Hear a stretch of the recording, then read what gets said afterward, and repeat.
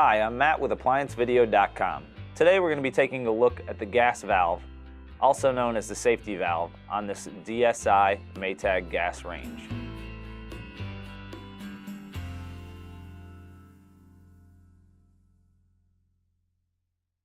Stop.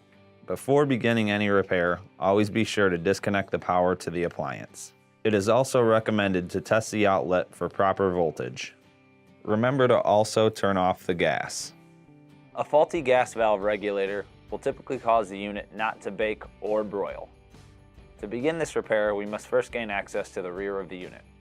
Click on the link below to view this repair video. ApplianceVideo.com guides you step by step, giving you the confidence to avoid recalls and callbacks, also saving time on repairs. Whether you're up against an uncommon repair or the latest appliance on the market, our videos have been created with you in mind.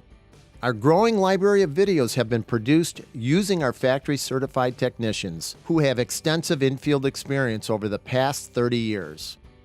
ApplianceVideo.com provides high-quality repair videos that anyone can follow, regardless of their skill level. We are here to help.